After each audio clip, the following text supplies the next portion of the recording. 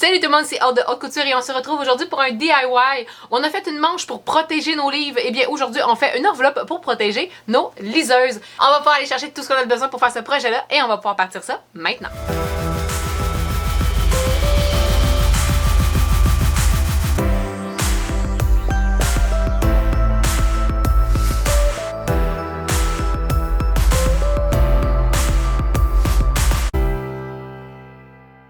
Je dis pour notre liseuse, mais bien évidemment, cette enveloppe-là va pouvoir être réalisée pour liseuse ou tablette si jamais vous en avez pas. Pour ma part, moi, l'enveloppe que je réalise aujourd'hui, c'est pour ma Libra H2O. Donc, c'est la version de Kobo qui peut aller dans l'eau, qui est imperméable. Si vous avez donc la même que moi, vous allez pouvoir réaliser le même patronage que moi. Mais naturellement, si vous avez un modèle différent, vous pouvez faire différemment de moi en ce qui a trait au patron. Le patron, je donne les mesures, somme toute, pas le patron en tant que tel, donc il n'y a pas de patron à télécharger. C'est des mesures, c'est des lignes droites, il n'y a rien de vraiment compliqué. Vous pouvez changer les mesures sans problème. Je donne exactement qu'est-ce que je rajoute en termes d'aisance pour pouvoir concevoir pour la mienne. Fait que tout ce que vous avez à changer, c'est les mesures des spécifications de votre appareil. Donc, sans plus tarder, on va pouvoir aller s'installer à la table pour faire le projet. On commence par le patronage et ensuite, on va pouvoir aller coudre ça. Bon, on s'installe avec le patron. Il est déjà fait, mais naturellement, je vais vous expliquer comment le faire. Parce que comme je disais, je veux que ça soit quelque chose que vous puissiez refaire, peu importe avec la liseuse que vous auriez, parce qu'on n'a pas toutes la même grandeur. Elle est un petit peu plus grosse, je pense, que les Kobo régulières. On a un 5 et 5 huitièmes, pardon, et un 6 et un quart de long et de large et d'épaisseur en environ un quart de pouce. On en a peut-être un petit peu plus là sur la partie plus épaisse ici. Somme toute, qu'est-ce qu'on veut faire? C'est être capable d'envelopper de créer une genre d'enveloppe pour notre liseuse. Si vous avez comme moi une Kobo, vous pouvez utiliser exactement les mêmes mesures. Sinon, je vais vous expliquer comment moi j'en suis venue aux mesures que j'ai en ce moment. En termes de largeur, je me suis fait un 7 pouces de large pour pouvoir insérer la liseuse qui, comme je vous avais dit, était 6 pouces et quart. Fait que j'ai environ la largeur de ma liseuse plus 3 quarts de pouce. En longueur, j'ai 1 pouce de plus environ que, encore une fois, ma liseuse. Donc, ma liseuse mesure 5 pouces 5,8 et j'ai 6 pouces et demi pour la première partie, que je répète 2 fois parce que, comme j'ai dit, on va replier pour créer l'enveloppe. Fait que j'ai 7 pouces par 6 pouces et demi et un autre 6 pouces et demi, ce qui donne naturellement 13 pouces. Et je suis venue ajouter le revers, le rebord, en fait, qui va venir se retourner pour venir faire mettre le bouton pression et fermer notre enveloppe. J'ai ajouté un 1 quart pour l'épaisseur pour que quand ça va venir se refermer, on ait l'épaisseur sur le dessus, qu'on ait dans le fond l'espace pour l'épaisseur de la liseuse. Fait que j'ai 13 pouces et quart. Et à mon 13 pouces et quart, j'ai rajouté la partie triangulaire qui va être la partie de l'enveloppe qui se referme. Pour ajouter ma partie triangulaire, je suis venue calculer la moitié de ma largeur, c'est-à-dire mon 7 pouces, qui j'étais à 3 pouces et demi, et j'ai monté de 3 pouces, puis après ça, tout simplement, je suis venue rejoindre mes rebords. À tout ça, j'ai rajouté mes valeurs de couture de 1 demi-pouce. Donc, je vous dis de rajouter les valeurs de couture tout le tour, mais ce n'est pas vrai. Je suis en train de me rendre compte sur la vidéo que vous visionnez en ce moment. J'étais rendue dans la confection. Heureusement, c'est enlever des valeurs de couture. C'est pas compliqué. On va, oui, en mettre des valeurs de couture de 1 demi-pouce sur les côtés et dans la partie triangulaire, mais pas dans le bas. Tout simplement parce que le billet qu'on utilise pour faire le contour, c'est du billet d'assemblage, mais le billet qu'on va mettre pour dans le bas, c'est du billet de finition. Donc, à cet endroit-là, on n'a pas besoin de valeur de couture de 1 demi-pouce, mais tout autour, donc les côtés et la partie triangulaire, oui, on va avoir besoin de nos valeurs de couture de 1 demi-pouce. Si vous voulez, vous pouvez le faire tout simplement comme ça et de le confectionner exactement comme je vais le faire. Pour ma part, j'ai rajouté un fermoir en boîtier. Donc, je suis venue dessiner mon boîtier au centre de ma première largeur, de longueur de liseuse. Donc, juste ici, je suis venue au centre, tracer une ligne de 6 pouces, parce que ça va être un fermoir de 6 pouces qu'on va avoir besoin. Ben, plus, mais notre fermoir fini va être de 6 pouces.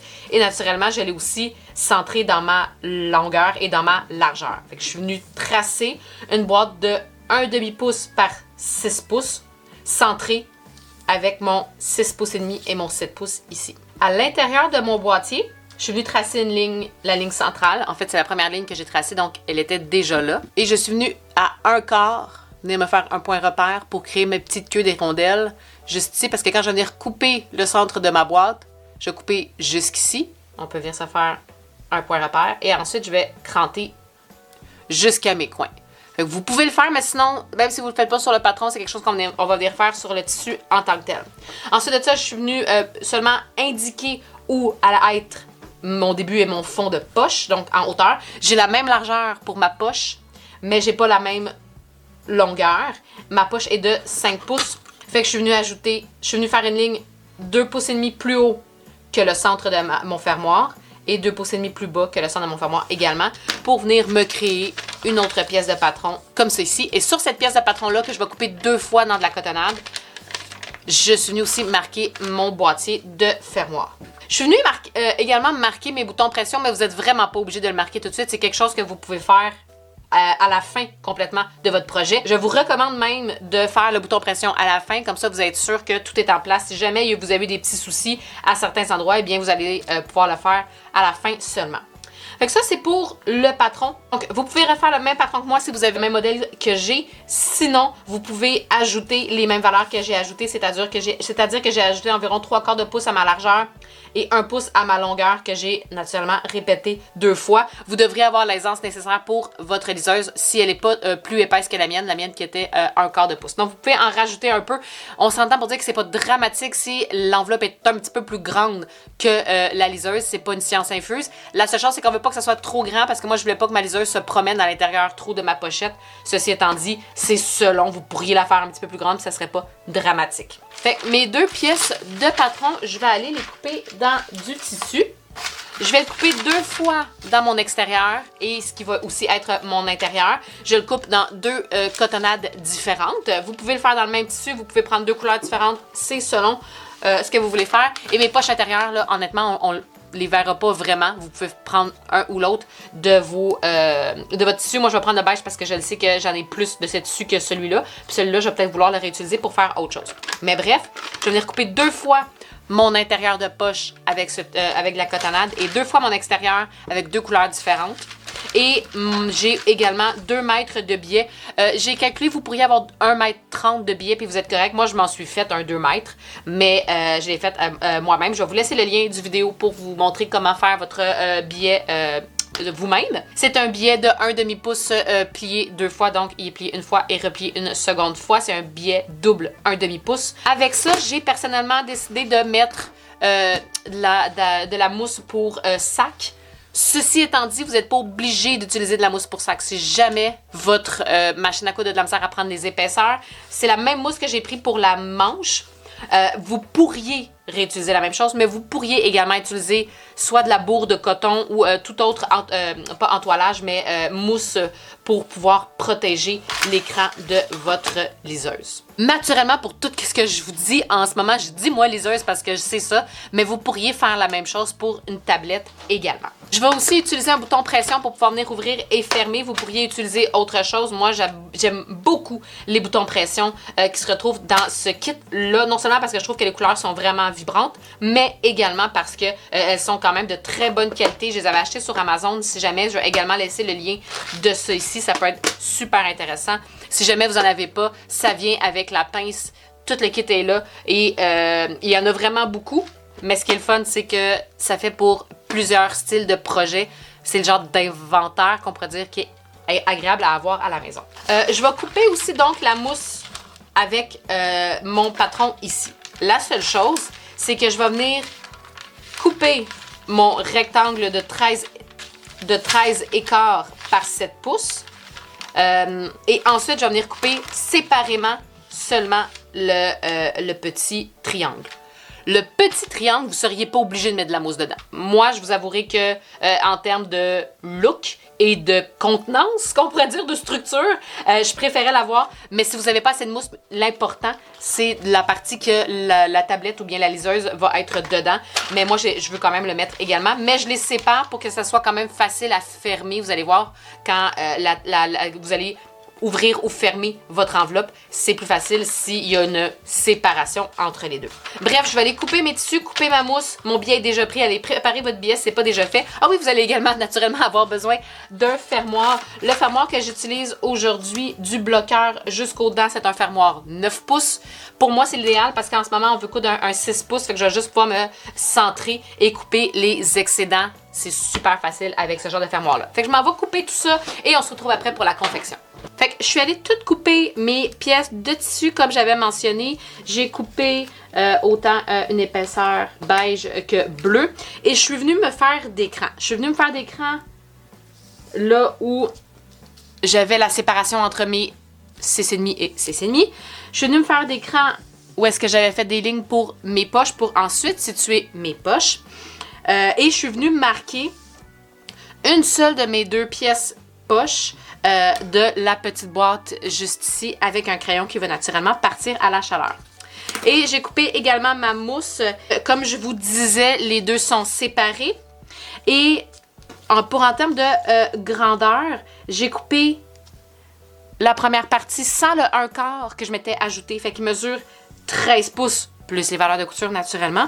Mais la première chose que j'ai mesuré ici sans les valeurs de couture, 6,5 et 6,5, c'est jusque là que j'ai coupé ma mousse. J'ai pas coupé là la partie de 1/4 que j'ai laissé séparée et je ne l'ai pas coupé non plus quand je suis venue couper le triangle d'en haut. Je veux laisser cette partie-là sans mousse pour que ce soit plus facile de l'ouvrir et de fermer ma petite enveloppe. Fait que maintenant que tout est coupé, on va pouvoir aller commencer à assembler.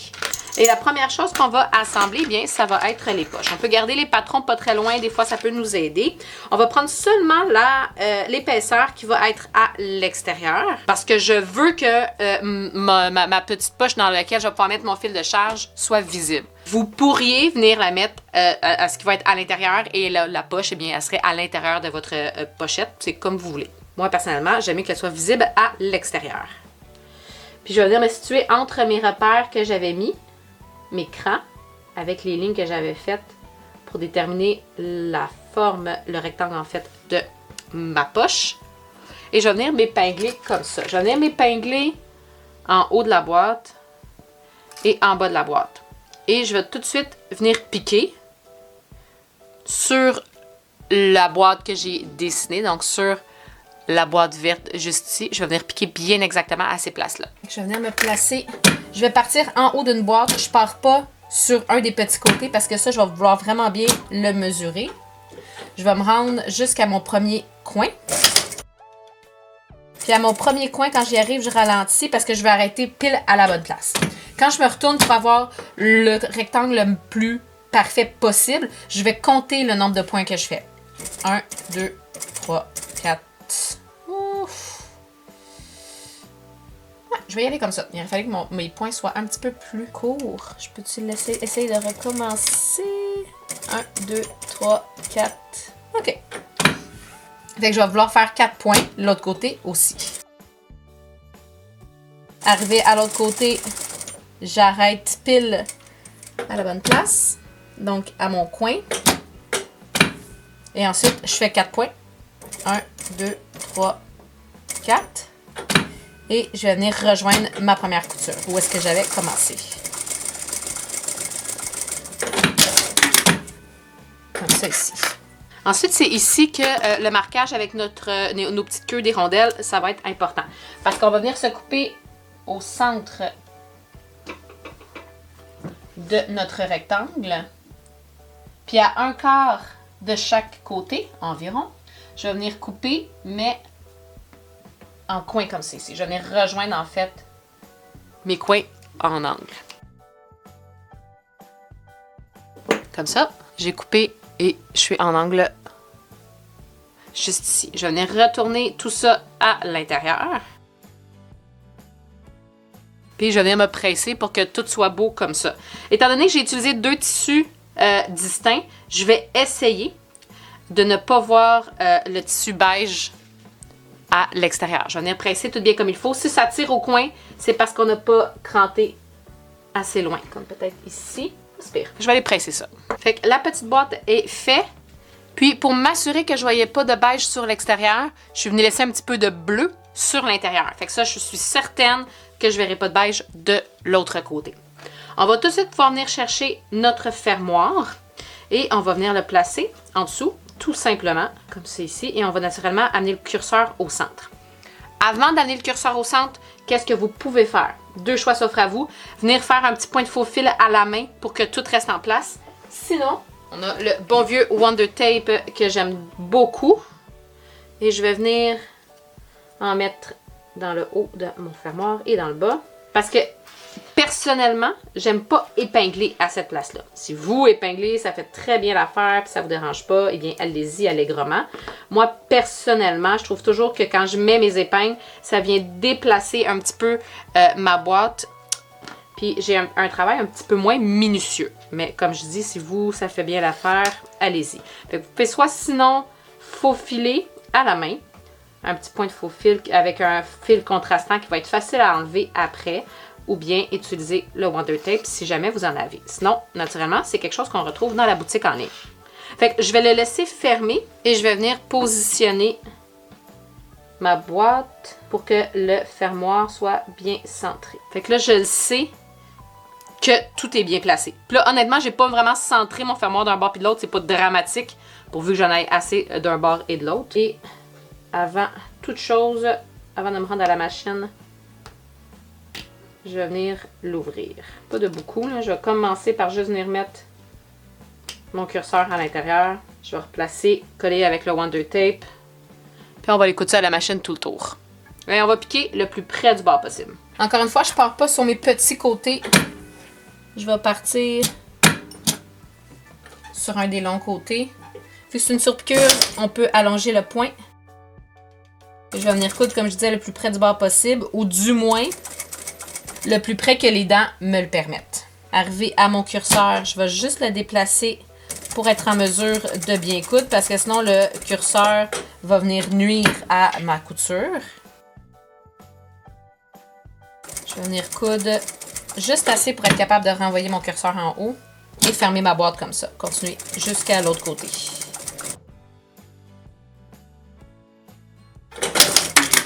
J'ai mon fermoir, puis avec la couture de ma boîte, ça vient barrer d'un bord et de l'autre.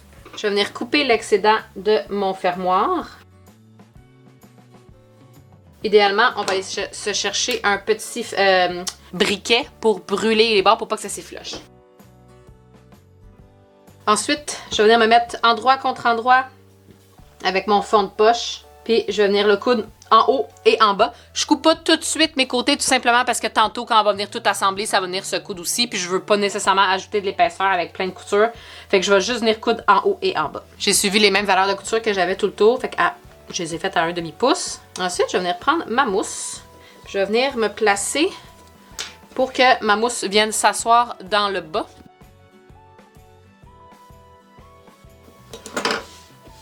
Et je vais venir me placer ça en sandwich avec mon intérieur. Et je vais venir me mettre sur son envers. Je m'assure que je suis bien barre à bord partout. Puis, je vais venir naturellement mettre aussi le triangle en haut. Et le triangle, lui, il va venir aussi s'asseoir dans le haut. Fait qu'on n'oublie pas, c'est normal qu'on aille un quart environ de mousse. De place, en fait, où est-ce qu'il n'y a pas de mousse. Je vais venir me replacer comme ça ici. Je vais venir me pincer comme ça. Si vous n'avez pas de pince, vous pouvez vous épingler. Et si c'est difficile de s'épingler à cause de l'épaisseur, vous pourrez venir utiliser des pinces à papier. Puis ça, eh bien, je vais venir coudre tout le tour à un quart.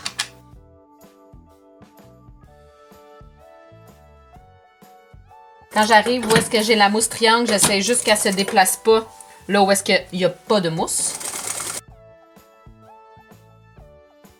On s'assure que la poche est bien placée. Et là, si vous voulez, parce que moi, je pense que ça peut aider à venir former notre enveloppe. Là où est-ce que j'avais fait des crans sur ma ligne pointillée, c'est-à-dire ma séparation entre un côté et l'autre, mon 6.5 et 6.5, j'étais venue faire un pointillé et des crans. Je vais venir me retracer cette ligne-là sur l'enveloppe, l'envers ou l'extérieur ou l'intérieur, c'est pas grave. Et je vais venir coudre là-dessus.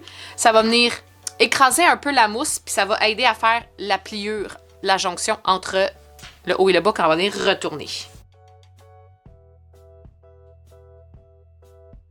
Fait comme de fait, après avoir fait la couture, ça vient se plier quasiment automatiquement à la bonne place. Fait que quand on replie notre enveloppe, on arrive juste où est-ce qu'il y a la fente, où est-ce qu'il n'y a pas de mousse.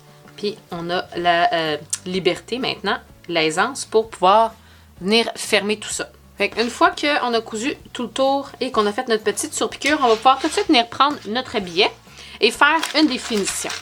La première finition qu'on va faire, ça va être le bas. Je vais venir déplier mon billet et venir me placer endroit contre endroit. Et venir me placer envers contre envers.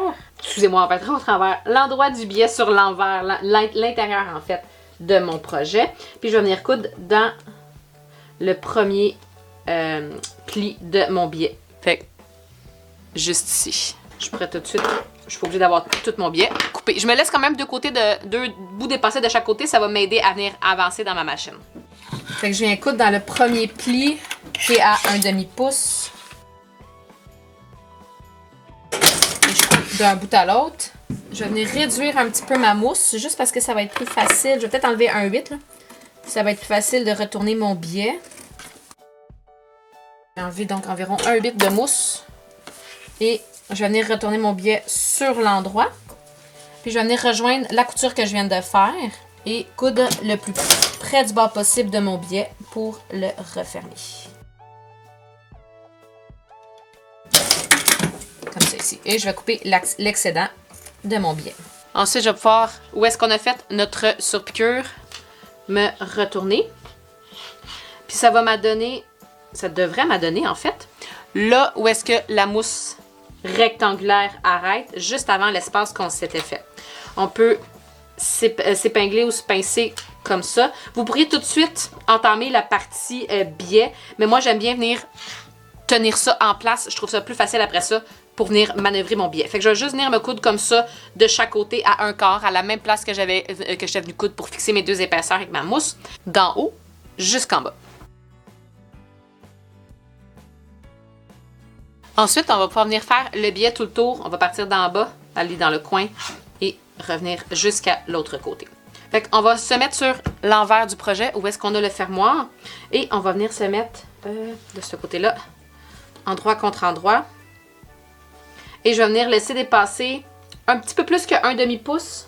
J'ai peut-être laissé dépasser 5/8 et je vais venir enrober le bord juste ici avec mon billet. Comme ça. Je vais venir me pincer. Puis je vais venir coudre. Et au fur et à mesure que je vais coudre, je vais faire des points pivots et entailler pour être capable de me retourner. On va commencer à aller coudre. Je rappelle que j'ai retourné de environ 5/8 là, de l'autre côté pour que j'aille un 1/2 pouce. Je vais partir d'en haut et je vais venir coudre dans le pli. Et je vais venir faire mes beaux points pivots et je vais venir cranter où est-ce qu'il faut avec mon ciseau. Avec un ciseau qui a une bonne pointe aux endroits où est-ce que je vais faire mes points pivots. Fait que je pars où est-ce que je me suis épinglée dans mon creux à 1/2 pouce. Quand je vais arriver à ma jonction de valeur de couture, fait que j'ai ma valeur de couture d'ici à 1/2 pouce, ma valeur de couture ici à 1/2 pouce, à la jonction de ces deux valeurs de couture-là, je vais laisser mon aiguille plantée. Je laisse mon aiguille plantée, je lève mon pied, puis je vais venir cranter mon billet pour être capable ensuite de repartir sur mon autre angle.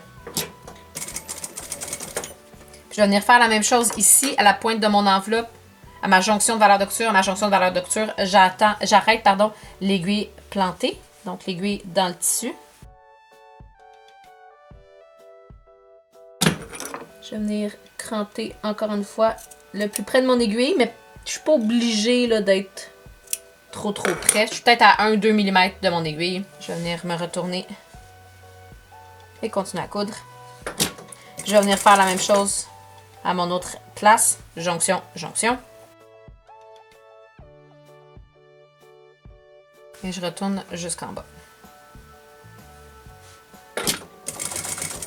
Je fais attention d'enlever mon curseur s'il est dans le chemin. Je ne devrais pas le prendre vu qu'il n'est pas nécessairement dans le chemin, mais quand il est de l'autre bord, on dirait que ça me fait peur. Je suis juste venue le mettre de l'autre côté. Puis, quand j'arrive en bas, je vais laisser mon billet dépasser de 5/8 un peu comme de l'autre côté. Je vais le couper. Puis ça va me permettre de venir enrober le bas, comme ça ici. Et je couds jusqu'en bas. Et voilà. Et là, de la même façon que j'ai fait pour quand je suis venue me faire le biais en haut, je vais venir enlever de la mousse environ sur 1/8. Fait environ 1/8 de pouce, 2 mm de mousse. Je viens raser ça parce que ça va être beaucoup plus facile de venir retourner mon biais ensuite. Fait que je fais ça partout où est-ce que je viens de poser du biais. J'essaie de pas couper du biais. C'est pas dramatique, mais j'essaie de pas en couper. De juste enlever la mousse, puis bon, les 2 épaisseurs là, de tissu. Une fois que ça c'est fait, je vais pouvoir retourner mes extrémités. Fait que je me retrouve à avoir une valeur de couture repliée vers l'intérieur. C'est ce qu'on voulait. Je vais venir la laisser plier et venir me retourner sur l'endroit. Et je vais venir coudre le plus près du bord possible en venant rejoindre la couture que je viens de faire avec mon biais. On va venir tout retourner tout de suite aussi. Si vous avez de la misère à retourner votre biais, moi je me rends compte qu'il y a peut-être des places où est-ce que j'ai pris un petit peu plus qu'un demi-pouce puis j'ai de la difficulté à retourner. Fait que je vais venir enlever un petit peu plus de mousse. Surtout, je pense que ça peut faire ça dans le bout enveloppe, le bout triangulaire. Parce que là, avec les angles qu'on va retourner, on a besoin d'un petit peu plus de jeu. Fait qu'on pourrait réduire plus qu'un demi-pouce sans problème. Que 1/8 de pouce, pardon. Fait qu'on peut enlever plus que 2 mm. Fait que je vais venir coudre droit jusqu'à mon autre biais. Juste ici. Fait que je laisse mon biais droit.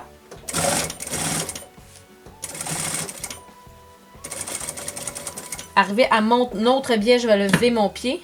Il va peut-être falloir que je me recule un peu pour être en mesure de venir replacer mon biais de l'autre côté et de venir plier pour que ça vienne créer un petit angle. Là, l'angle n'est pas trop prononcé, fait qu'il ne sera pas très prononcé quand je vais le replier.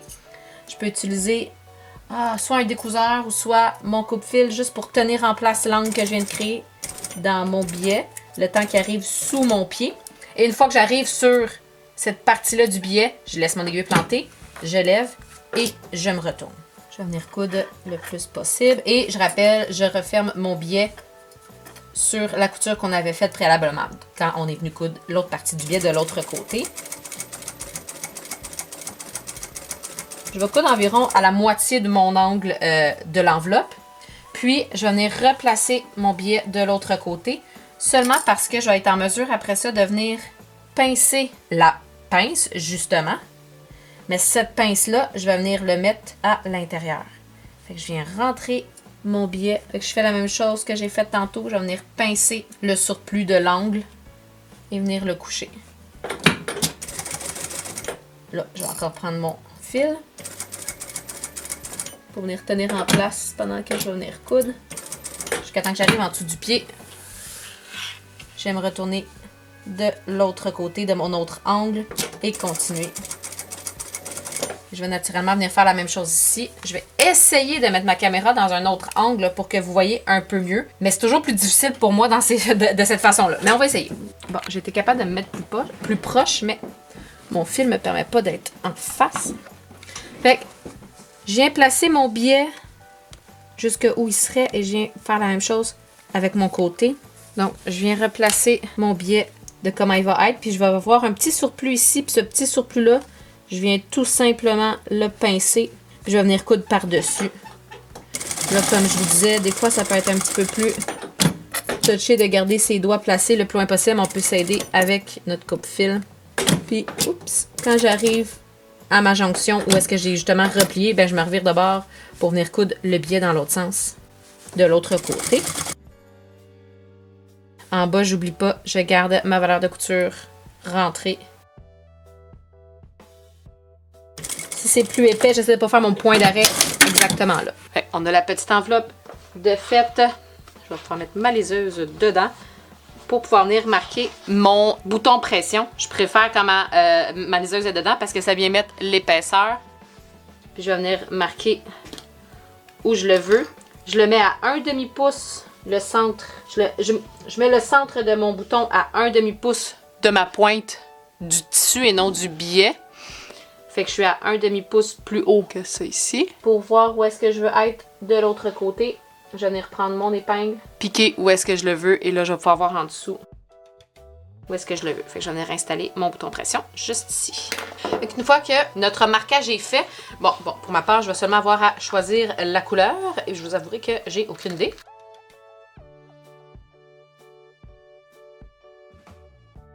Je pense que je vais aller avec ça. Fait que je vais avoir besoin, quand c'est des boutons pression, de 2 boutons avec la petite tige. Et on a besoin, après ça, de la partie femelle. Donc, la partie femelle, la partie mâle et nos 2 boutons en tant que tel. On peut pré-percer si vous voulez. Surtout que là, c'est plus épais. Avec mon petit poinçon, je vais venir me presser. À l'intérieur, je vais venir mettre la partie bouton, si on veut. Je vais venir faire sortir la tige. Et peu importe lequel vous metteriez, là, honnêtement. Moi, je vais mettre le mâle de ce côté-là. Puis, je vais venir peser tout ça. Fait que je rentre bien mes choses. Je vais venir écraser. Comme ça, je vais venir faire la même chose pour le femelle. Puis cette fois-ci, je mets la partie bouton de l'autre côté.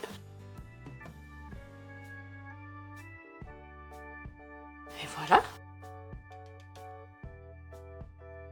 Puis on peut mettre le fil de charge de l'autre côté. Et voilà, la petite enveloppe est terminée. Et voilà tout le monde, c'est ce qui conclut le vidéo d'aujourd'hui. On a maintenant notre petite enveloppe pour la liseuse. Elle sera protégée lors du transport. Et on va pouvoir également ranger notre petit fil de charge à l'intérieur. Personnellement, je l'aime vraiment beaucoup. J'ai-tu envie d'en faire d'autres? Oui. Est-ce que j'ai besoin d'en avoir d'autres? Non.